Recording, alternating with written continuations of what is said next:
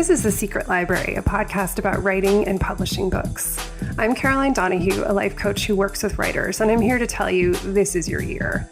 It's time to stop waiting and start writing.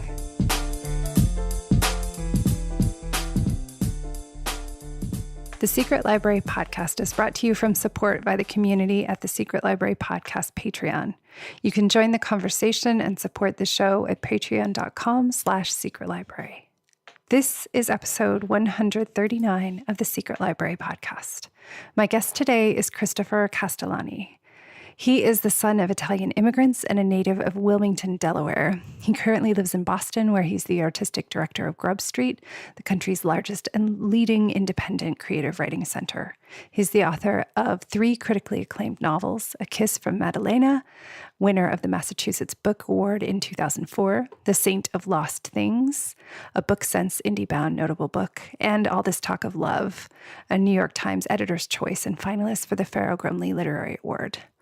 The Art of Perspective, Who Tells the Story, a collection of essays on point of view in fiction, was published in 2016 by Grey Wolf Press. And his latest novel, Leading Men, he received fellowships from the Guggenheim Foundation, MacDowell Colony, and the Massachusetts Cultural Council. It is out now, and it is a delicious book. So I am thrilled to have Christopher on. As with many episodes, I am always very excited to have someone who both writes and teaches writing, because we're really, really able to dive into what matters when writing a book. And I find that those who have taught writing before have just images, references, and insight at their fingertips from teaching many students. And Christopher was no exception in discussing the process of finding point of view and how that is central to writing. If you're struggling with point of view in your book, this episode will help a lot.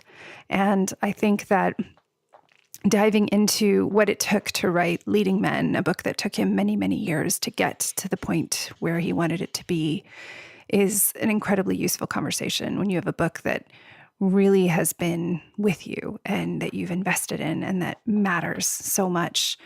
I know that his experience writing this book will support you and allow you to move forward. I know it was the same for me. So here we go with Christopher Castellani.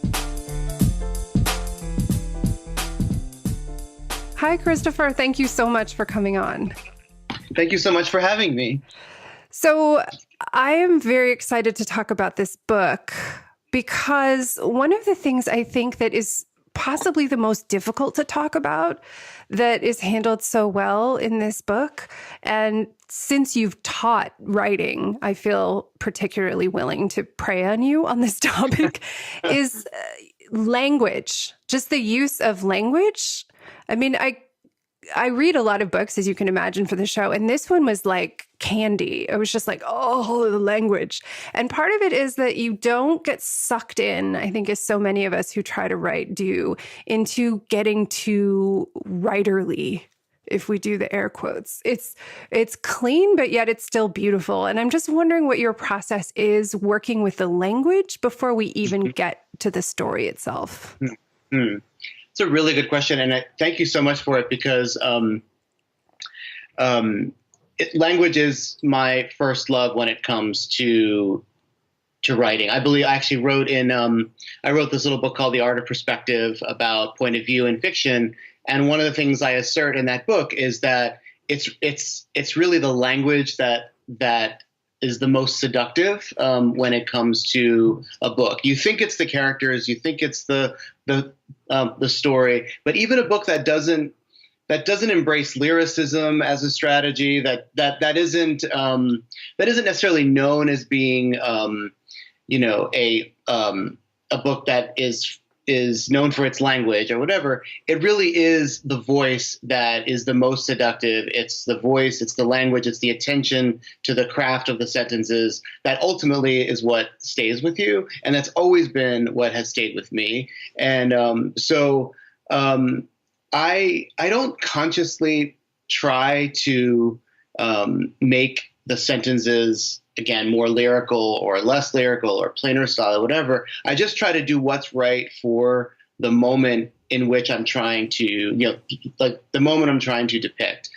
So when the moment calls for a kind of lyrical flourish, or it calls for plainer language, or it calls for shorter staccato sentences to sort of increase the heart rate or whatever, obviously you sort of try to have the style of the language mimic the the emotions you're trying to get out of the scene, but it's definitely it's definitely what keeps me coming back to the story. And I'm so glad you said this about the book, because I was just talking with a friend of mine named Chip Cheek, who you should have on the show. He has this debut novel coming out in May called or April, called Kate May, and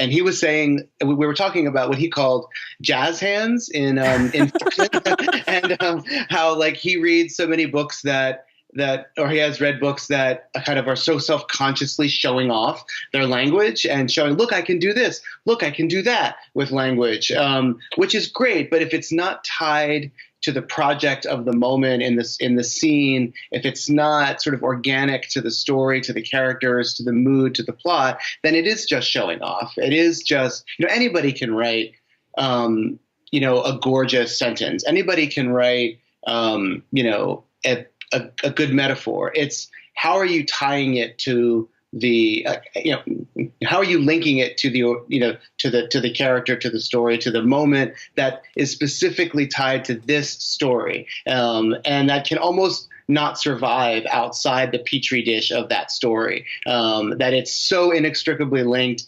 to that particular project that it's organically part of it. And so that's what I was really trying to do, is to find. I had another friend who taught a class once, another writer named Adria Bernardi. I'll never forget that she taught a class called the Lexicon of Novels, or something like that. And she was saying that each character, each story has its own like discrete set of words that belong only to that story. And that like the goal of the writer is to kind of tease them out of the dictionary and like find them and arrange them. And I sort of like thinking about books that way, that they are this organic outgrowth of this kind of thinking. So, yeah. I love that. I think it's true that there is one thing that it makes me think is it reminds me of that movement. This is sort of a weird segue, but there was that movement in film called Dogma 95 that grew out of, I think it was a Scandinavian, it was a Lars von Trier thing. And it basically was saying, we've made all of these technical developments and we can do all this cool stuff with special effects. And now all these movies are becoming vehicles to show off what kind of special effects we can create. Right. But there's no story underneath. Yep. So they were like, we're not having any flashbacks. We're not having any movement in time. We're not even going to really have any lighting. We're just going to tell the story. And I feel like to an extent, that's sort of what you're talking about with language and with books. And the sort of the sad thing to me is that when language is really good, you don't even notice it at all. It's like it's completely colorless, and all you see through it is the story, which is excruciatingly difficult to accomplish. And so then the poor person who's done it gets no recognition for it, because you can clearly notice too many adverbs and just, kind of campy pulp, kind of real aggressive language that gets in the way. But when it's really transparent and all that comes through is the story, it's so hard to do, and also so difficult to talk about, I find. Absolutely. I know as you're talking, I'm thinking, I should say something smart about what you're saying, but I don't have anything smart, because it really is like, if you can see it, then you've suddenly lost it. Exactly. If you can see the hand, if you can see what the author is doing too clearly in a moment or a scene or a bit of language, and the seams are showing, or the work is showing, I guess is the way to put it, then you've lost it. So it's like you try so hard, you work so hard, and then you hope it doesn't show. That's basically it's like magic. So maybe the way to talk about it is to talk about what it isn't, and to talk about ways you can avoid going wrong. So what do you notice are mistakes that you see that you try to avoid and that, you see in other writing? And because I just don't see them in this book. So Well, that's very kind, but thank you. But I mean, this is just the first thing that comes to mind. I think it's related. Part of the hardest, this book was actually it wasn't a difficult book to revise in the sense that by the time it was sent to my editor and all of that, it was pretty much in its finished form in terms of the way it was structured, what happens in the story, all the kind of, big plot points and everything were pretty much intact. So a lot of the work actually of revision did come from fine tuning, tweaking, rearranging certain things within chapters. And what I noticed when I was going through the revisions, and this is not something my editor pointed out, but that I just happened to notice, is that what I would do at the start of each chapter, and this is wrong, right? So this was at the start of each chapter is I would start in some clever place. Like I would start with an image or a line or a bit of dialogue, and I would kind of disorient the reader in a way and kind of quote unquote intrigue them, and then I would backtrack, and then I would kind of then and then I would set the stage, set the scene, and then lead up to that moment where that clever thing happens, and then I would move on from there. And I noticed that that's not the worst way to structure an entire book, in the sense that you open with something that intrigues the reader and you backfill and then you move. As a superstructure, I think that that's a perfectly legitimate kind of strategy to try. But when you're doing it too often, at the beginning of chapters, at the beginning of scenes, you're kind of you keep teasing the reader rather than pulling them along in a story that, again, I keep going back to this word, that feels organic, that feels like you wouldn't, if you were telling the story to a friend about something that happened to you, you wouldn't tell it that way, right? You wouldn't give them a detail and then pull back and then lead up to that detail and then keep going.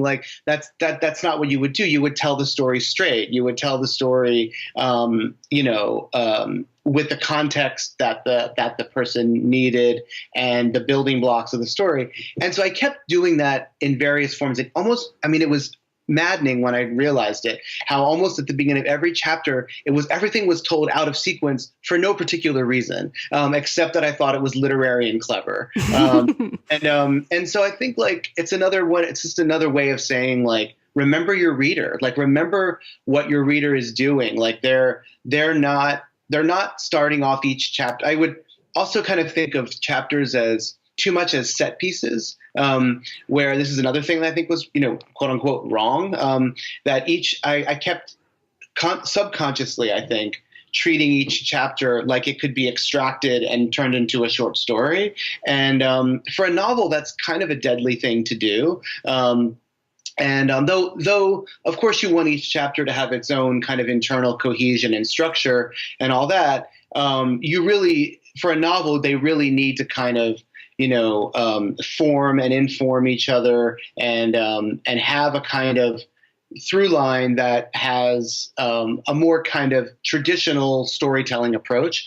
And I think, so to end this little loop here, I think that what all the theme of what I'm saying is, remember that you're spinning a yarn. You're telling a story. You're not, you're not there to trick the reader. You're not there to tease the reader. You're not there to show the reader how clever you are. Again, this fits in with what we said about language.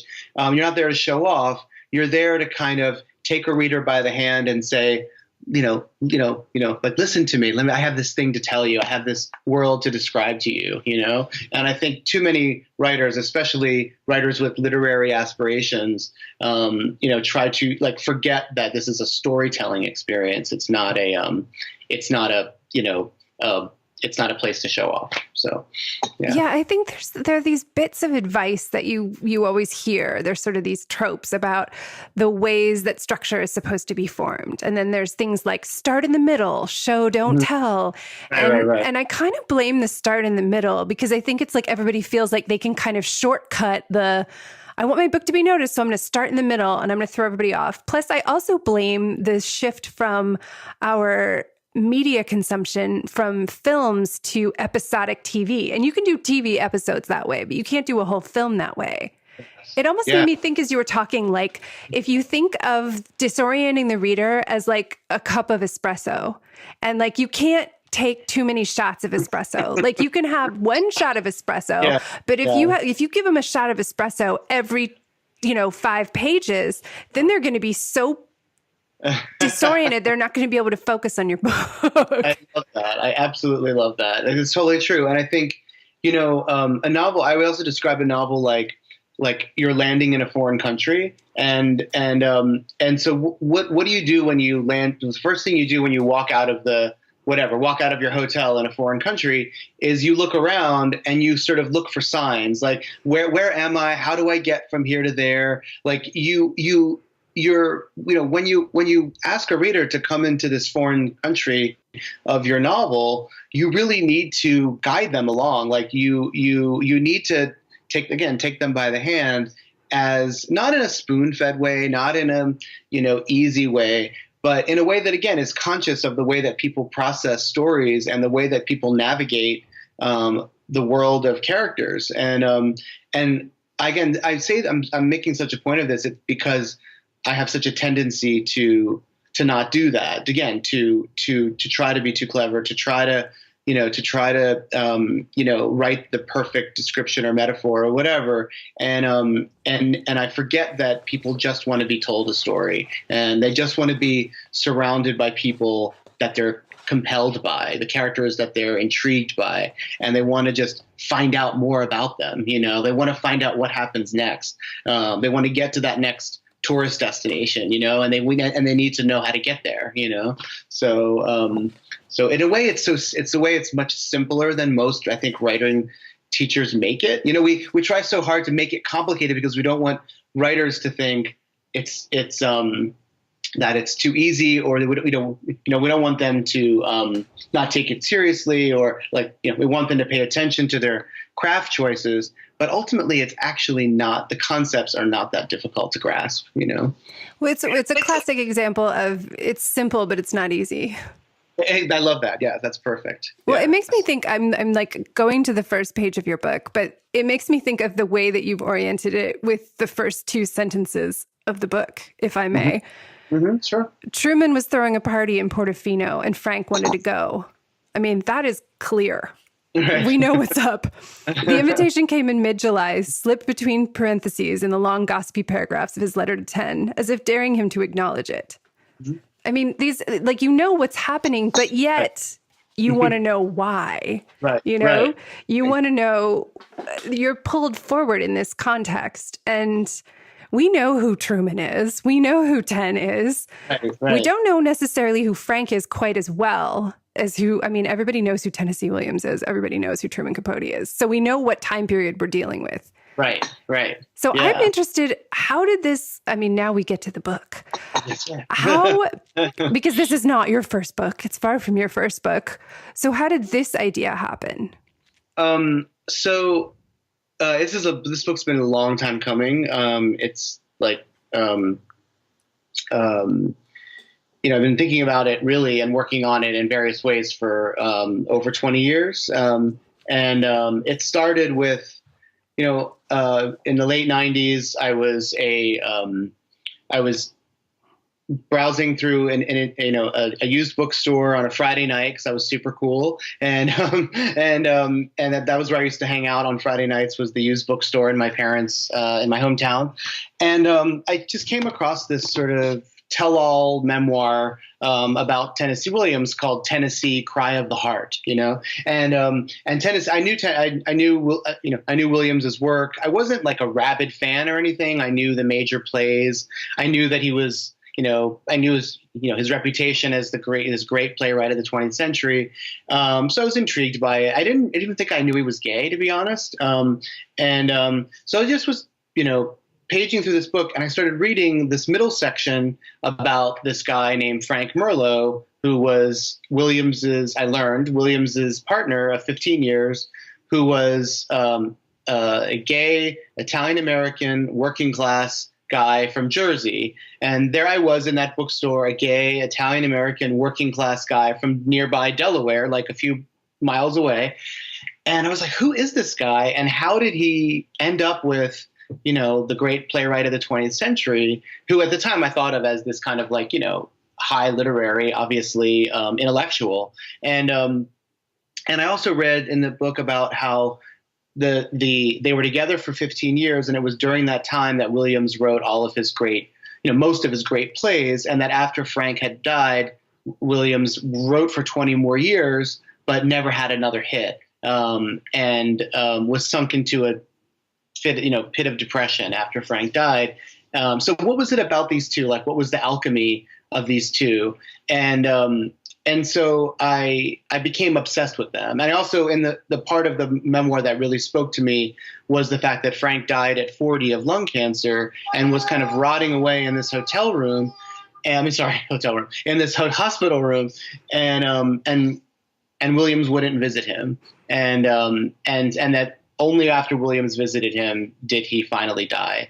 And I mean, this had all the stuff of melodrama that I love, and had the real human cost, at the heart of the story, and it had everything that I was interested in, and I wrote a short story based, about it, and told from Tennessee's perspective, and I wrote it from my graduate program. It was the only story I wrote in my entire graduate program that everyone in the class didn't think I should immediately throw away. Oh no! Yes, and I had a terrible time writing short stories, and so it was the last story I wrote in the class. So I thought, well, maybe this has something, but I couldn't figure out how to tell it. I kept revising it, kept sending it out, wasn't going anywhere, wasn't getting published, and I felt like it was bigger than just a story, but I didn't know what it was yet. And so I wrote even though I was continuing to read Williams's work, read letters, read journals, read about Frank, see movies, see plays, but I was working on these other novels that were inspired by my family, sort of trilogy of novels, and I would sort of cheat on those novels with this book from time to time. I tried to turn it into a novella, and nothing was really working. And then when it came time, when I finished those three novels, I finished another craft book. It came time to write this book. I was older. I had been in a relationship myself for 15 years at the time or so. And these characters really started to crystallize for me. And I realized that it wasn't Williams that I wanted to write about, that it was really Frank that I wanted to inhabit, because he was the character I more closely identified with. And I really wanted to write about primarily what it was like to be the partner of a genius, and what it was like to have not come from that kind of world, to try to figure out one's place in that world. And again, as somebody who, came from a similar world, I came from working class Italian-American background, trying to find my way in a kind of the highfalutin world of, I went to graduate school for English literature, I became a writer. Like, I always have felt a little bit out of place in that world because of my sort of working class background. So that really spoke to me. And so I really just wanted to inhabit him and explore that. So that's a very long answer. I could say much more, but I'm sure you don't want me to summarize the whole book. So no, we want them to read the book, but I love that there is this side of the book, but then there's another character. And I think this is an interesting experience of inserting, my Swedish is non-existent. Is it Anja? Is that how you say it? Because I'm in Germany now, and we have Antje, like is a German name. So I keep in my head as I'm reading, I'm like, it's not Antje, it's Anja. Yeah. Is that the Swedish version? I think so. Yeah, I think so. Yeah. Anyway, It's Anja is the fictional. I need to check this and find out. I know, when you start reading, man. Yeah. I need to listen to the audiobook and find out what they did, actually. That's amazing. That's amazing. Yeah. That is a really good strategy, actually. Yeah. Well, apologies to anyone Swedish listening, but exactly. my absolute butchery. But so while both Frank and Tennessee obviously are historical figures that have, there's certain aspects of their relationship that you're exploring through it, Anja came in as she's completely fictional. I mean, it feels like she's working with Bergman or someone like Bergman, even though she's not. She's an actress. She meets them in the midst of this Portofino party that Truman Capote, and then it's sort of their relationship over time and the impact of that. But I'm interested in, how did you decide, or how did you discover that there was an Anja in the first place? And where did she come from? And how was it to write her in her connection with these two real people? Sure. So please stop me if I go on for too long on this one, because it's sort of an involved story. So no, I'm into it. I'm into it. Okay, I want to bore people. So the original concept of the novel, this may interest the writers and the writers, the listeners who are writers. I really had this strong idea of what I wanted this novel to be, that it was going to be a compare contrast of two gay relationships, of Tennessee and Frank, and then this other couple who we haven't even talked about yet, John Horne Burns and this guy named Sandro. And I wanted it to be told, and John Horne Burns, the author, who was hailed as the great American novelist after World War II that most people have forgotten. He moved to Florence around the same time, basically to drink himself to death after his next two novels failed. And it's also where he could finally kind of be, quote unquote, open about his sexuality. He took up with an Italian doctor. And so I wanted to tell his story, John Horne Burns' story, and Tennessee Williams' story through the lens of their partners. So Sandro was a point of view character. Frank was a point of view character. It was going to be like a compare contrast of these two relationships, because I found out through research that all four of them were in Italy at the same time, and that Burns died right around that time. So I thought, perfect. There's a death. It might have been a murder, in fact. Some people think it was a murder. And here are these two relationships that were similar but also different. I was like, great. But I started to write it. I inhabited both those characters, but it added up so neatly. It all was so tidy. There was so much that I knew already. I knew the book before I had really finished it or written it. I knew exactly what I wanted to say. And I feel like that's such dangerous territory for a writer, when you know what you're doing, and when when it all just adds up. And I thought, this book needs to be messier. Like, it needs an X factor to kind of not shake things up for the sake of shaking it up, but just, I feel like when you introduce something like this, you really see the characters more clearly than you would have otherwise. So I needed something else. And I was really struggling because the book felt really claustrophobic. It was just these four guys in Italy in the 50s and just fighting with each other. And, it wasn't fun, and it wasn't working.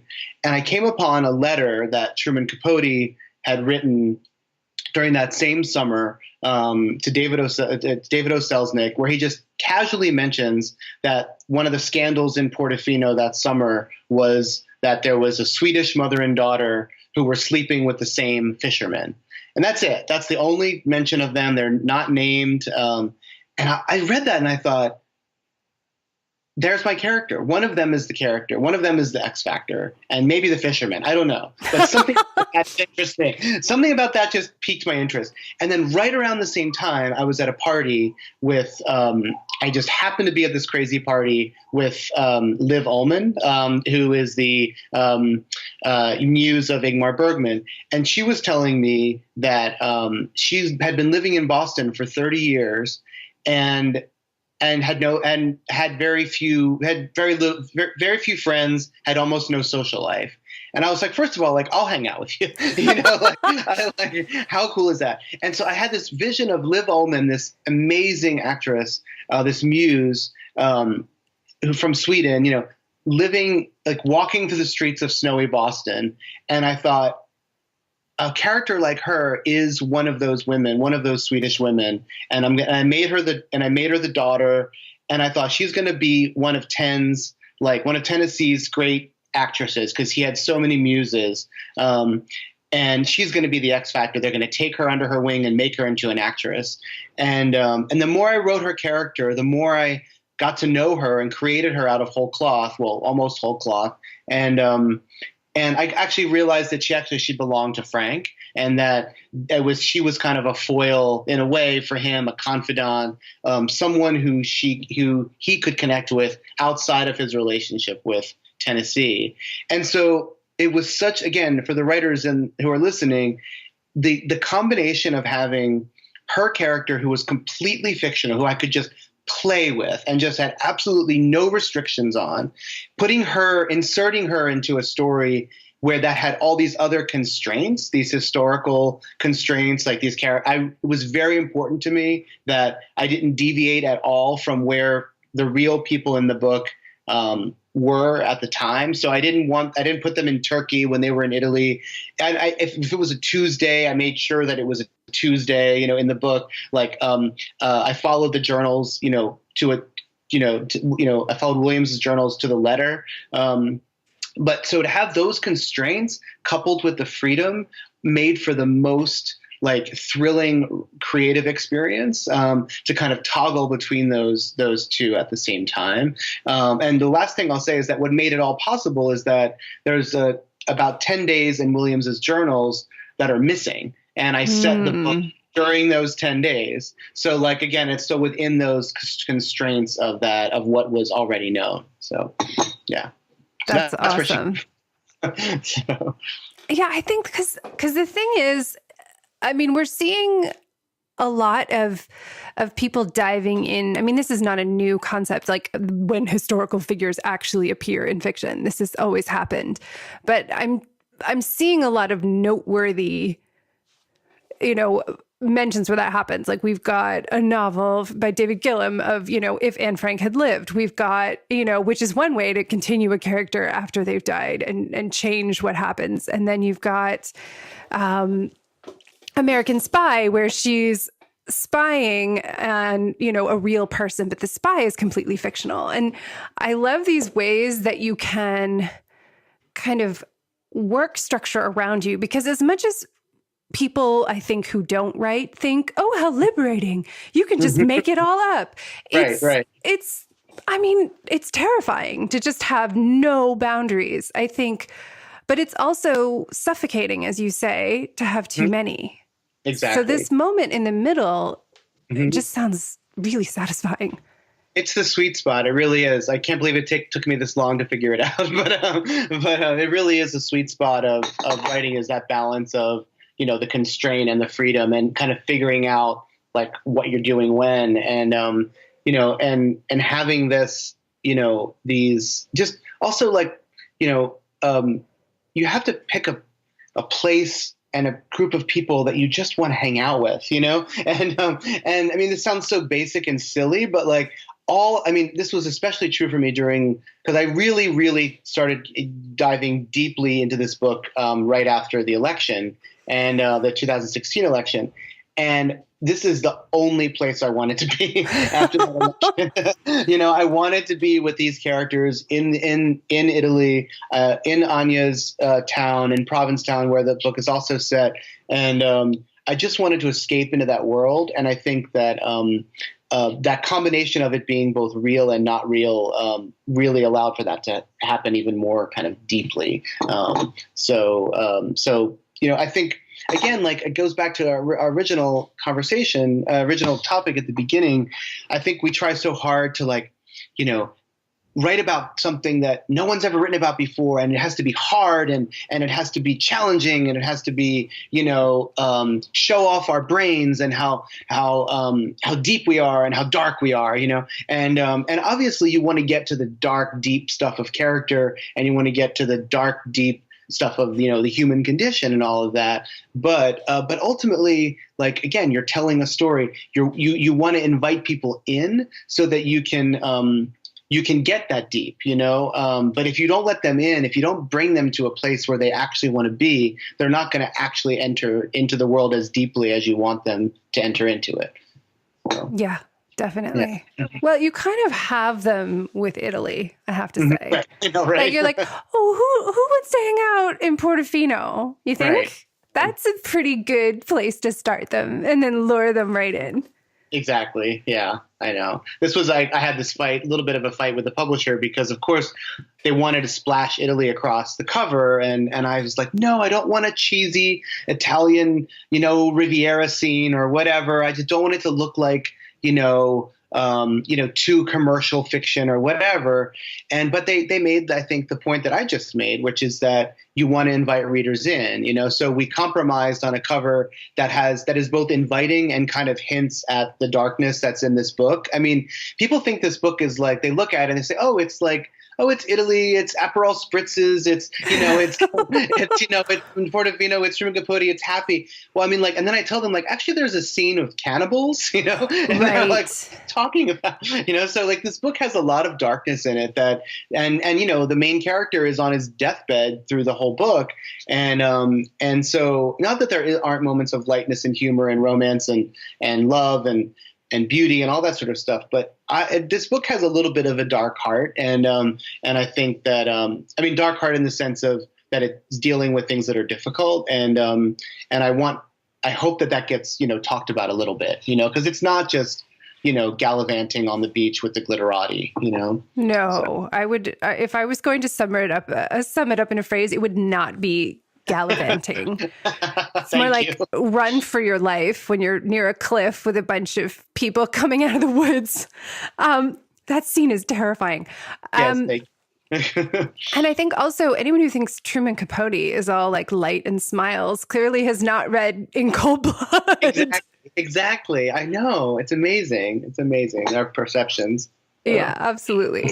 Mm-hmm. So given that you spent enough time thinking about point of view, obviously everybody thinks about point of view, but you've written a whole book about point of view. I'm wondering how that informed your choices in this book, because you're hanging with different characters. And of course it's in third person, but you're really wedded to a different character in each section. And I'm interested in how you explored point of view through getting close to each of these figures. Absolutely. As always, point of view is everything, right? It is absolutely the most important element of every story, novel, whatever, and every work of fiction. And I actually wrote The Art of Perspective because I couldn't figure out how I wanted to tell this story, who I wanted to tell it. Yeah. So I was like, I had the opportunity to write the book, and I thought, okay, I'm going to use this as a way to figure out, this leading men novel. And, which is why I ultimately decided on having, the strategy was that, Frank was going to I was going to be in Frank's head for the reasons I already mentioned, that I really wanted it. I really wanted to, to explore the question of what it was like to live in the shadow of greatness in this kind of double closet of being both like always the afterthought when you walk into the room. It's Tennessee and that other guy, and also in just the traditional sense of the closet. So I knew that he had to be a point of view character in order to give him that, that primacy in the story. And then I wanted, once I discovered Anya, I knew that she also had to be the other point of view character, because I really, again, I saw them as foils for each other in a way. And I really wanted it to be about the two of them and to take the focus off of just having it be about Frank in Tennessee. I definitely knew I didn't want to be in Tennessee's head. I didn't want to inhabit his consciousness. I felt like I read Colm Toybeen's The Master, and I knew that I could never in a million years do for Williams what he did for Henry James, and I wasn't going to even try. And I also felt like ultimately it would distract from. It wasn't really the project of the book. It would distract from the project of the book, which is really to be about Frank and fame. And Anya's kind of like Frank is longing to be famous, and Anya is famous, and Frank's in the shadow of greatness, and Anya is this, is the son really of great. And so I wanted there to have that play. So I knew they had to be the two point of view characters. And I wanted the structure wise, I wanted there to be 3 time zones with Frank and Anya together in the 50s in Italy over a short span of time. I wanted it to go very slowly, in the sense day by day by day by day in that time period. And I really wanted to kind of dig deep into that. And then I wanted there to be a second time zone of Frank having in his hospital bed waiting for Williams to visit him, that was the kind of like through line that goes throughout the story. I don't think that's the right word, but that's the kind of control line. I don't know, something that goes throughout the book.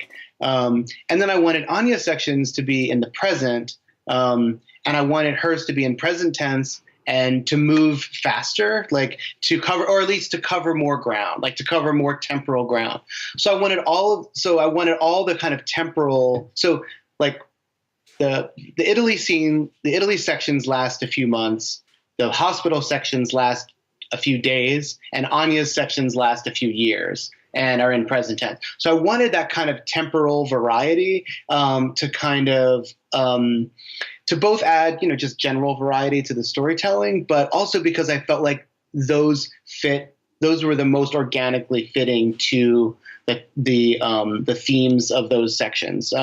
Anya, it finds herself in this particular time of life when the present is actually the scariest, and Frank is looking back. And so these were all very, very, very intentional decisions. And I really did map it out that way after I had amassed enough chapters to figure it out. And yeah, so I hope that answers the question. Yes, it does. I mean, I think it's because that's 2 things, actually. There's point of view, there's who's looking and how they're looking, but it's also the question of time, which I think is just as important, because it's true. When you're on vacation, a day can feel like a week, or when you're out of your normal construct. So a short period of time in Italy, each day takes on a new weight of meaning. And there are these moments where you don't necessarily know what you're going to do next. You don't have the sense of every day is like the others. They thought they were going to go on to stay somewhere else, but then they stay an extra night, and this changes everything. I think that it's almost like you let time take up the amount of space it takes up emotionally for them. Exactly. In the end. Exactly. And it's all of a piece, like who's telling the story, how long it takes, whether it's present tense, whether there are documents in the story, there's a play in this novel, like all of that I think of as what I call a narrative strategy. Like how are all of these decisions adding up to the ultimate strategy that you're for the goal that you want to have for the reader, right? And for me, like the goal was to deeply connect with Frank and to feel his state of mind, his story, whatever you want to call it, and also with Anya, and like those were the ways that I thought if you put all of these things together, time, the way the chapters are structured, the way the time zones kind of, again, inform and, play on each other, all that, it's the whole package, right? It's not just whether it's present tense or past tense, or whether it's short chapters or long chapters, or whether there's documents in it or not, or whatever. It's everything has to align, right? All these choices have to align into a coherent strategy. And you have to kind of, once you kind of set those terms, you have to stick with them. And that's, again, the whole cliche about point of view in general, but it's true for just all these decisions that you make when you write a novel. So I was strict about that. Like once I had come up with this, I wasn't going to deviate from it, or I had to find a way to work within it. So, yeah. Because I think the problem, I don't know if you have this experience, having written numerous novels at this point, but my experience with it is that you could hypothetically become addicted to the insight that comes from figuring these things out and just keep writing draft after draft forever. At least this is my fear for myself. I'm like, ooh, I've figured out all these things about the character this time. Why not just do it again? It would be so fun. Like, how do you let it go in the end? I guess that maybe that's where we can take this in. Like, how did you know when you had it ready? I mean, I was just saying to somebody that, this happens with every book. I think with every writer, you see that I just got the finished copies like the other day. So I was paging through it. And of course you think, oh, I would change this, I would change that. I had stuff, not just, on the level of the line, but like, oh, I really wish I had made more of this scene and made this stretch on a bit longer and really drove that home and all sorts of, you really truly could spend your whole life writing one book. Whitman did that, right? He spent his whole life writing Leaves of Grass, kept adding to it, changing it. It's a totally worthwhile project if you wanted to do that. But I feel like a novel, I heard, I keep referencing these other writers, but I heard Julia Alvarez many years ago talk about a novel being like a field in which there are always leaves falling, and she said that you can just spend your life going up and down that field raking the leaves. Oh God! But right, but they're just going to keep falling, right? And every novel is just a document. It's like a photograph of that. Of a field at a particular time with whatever leaves happen to be on it at that time. She said it much better than that, of course. But if you'd have finished it a month later, there would be different leaves, but they would still be leaves, And so the point is that every novel is unfinished. Every novel is imperfect. Every work of art really is unfinished and imperfect. And even Whitman, even Leaves of Grass, is Whitman died. So there was never, you never get that was that, right? And so you never get, so you kind of get, the practical thing is, you get to the point where every decision or most of the decisions that you're making for the book are either repetitive, right? You're kind of just doing the same thing over and over again, or you're not discovering anything new, right? You're kind of either, but that's different from being repetitive. It's just that the book is not, it's not giving back to you, right? As much as you're kind of trying to do too much to it, but it's not giving you anything back. So that's the point where you sort of need to stop and either give it to somebody else or set it aside for a month, come back to it. But ultimately, you really, or also actually another way for me is when another project starts to kind of call you, and you start to kind of, your eye starts to wander too much to another story, it may be time to kind of really wrap up the one you're working on. At least, that's the way I work. I really do work novel by novel. So other writers, are writing stories and essays and poems and 3 novels at a time. I'm not that kind of writer. I really live in the book that I'm working on for years. And then when it reaches its natural conclusion and I start to dream of something else, then it's time to wrap it up. So, and just accept whatever leaves are on the field at the time. Well, I think it's landed very well. So I hope that everyone enjoys reading it. It's a special book. So I think it will be a treat for everyone who reads it and sees where the field is now. Thank you so much. It's such a pleasure to talk to you. It's such a pleasure to talk to you too. Thank you so much for coming on. You're very welcome. Thanks so much. Thank you for listening to the Secret Library podcast. The show is produced by me, Caroline Donahue, and Frederick Barry McWilliams Jr., my tireless audio engineer. To get show notes for this episode and all other episodes, please visit secretlibrarypodcast.com. To get updates, literary love, and notification when new episodes are posted, sign up there for Footnotes, my newsletter. And to learn about life coaching with me to work on building your writing life, visit carolinedonahue.com. If you enjoyed this episode, please share it with a friend. Gold stars to everybody who leaves a rating and review on iTunes. We're so grateful. Until next time, happy reading.